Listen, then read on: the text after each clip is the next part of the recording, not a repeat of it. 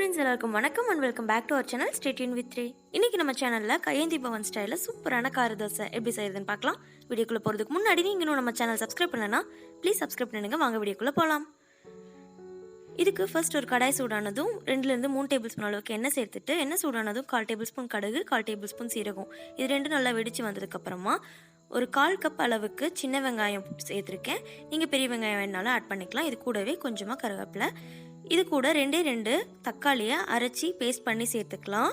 இந்த மாதிரி தண்ணி எதுவுமே சேர்க்க தேவையில்லை. உங்களுக்கு வேணும்னா கொஞ்சமாக சேர்த்துக்கலாம். இந்த பேஸ்ட் எல்லாமே சேர்ந்து நல்லா கொதிச்சு வரட்டும். இது கூட 1/4 டேபிள் ஸ்பூன் மஞ்சள்தூள் 1/2 டேபிள் ஸ்பூன் மிளகாய்த்தூள் 1 டேபிள் ஸ்பூன் மல்லித்தூள் இந்த பொடி எல்லாமே சேர்த்து நல்லா பச்சை வாசனை போகிற வரைக்கும் கிளறி விட்டுக்கலாம்.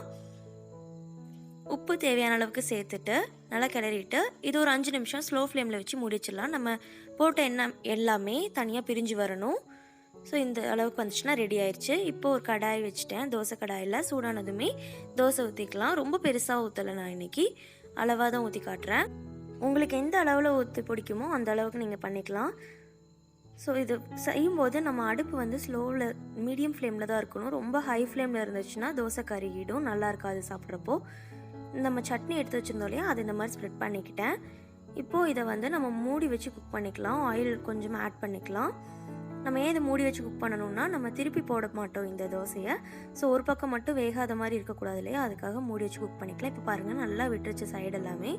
இப்போ இந்த தோசையை அப்படியே ஹாஃபாக ஃபோல்ட் பண்ணி எடுத்துக்கலாம். அவ்வளோதான், ரொம்ப ரொம்ப டேஸ்டியான தோசை ரெடி ஆயிடுச்சு. அண்ட் இந்த தோசைக்கு பார்த்தீங்கன்னா சட்னி எதுவுமே தேவையில்லை, நம்ம அப்படியே சாப்பிட்லாம். ரொம்ப ரொம்ப இன்ஸ்டண்ட்டாக செய்யக்கூடிய இந்த தோசை ரெசிபி உங்கள் எல்லாருக்குமே ரொம்ப பிடிச்சிருக்குன்னு நினைக்கிறேன். பிடிச்சிருந்தா நம்ம சேனலை சப்ஸ்கிரைப் பண்ணிடுங்க. தேங்க்ஸ் ஃபார் வாட்சிங்.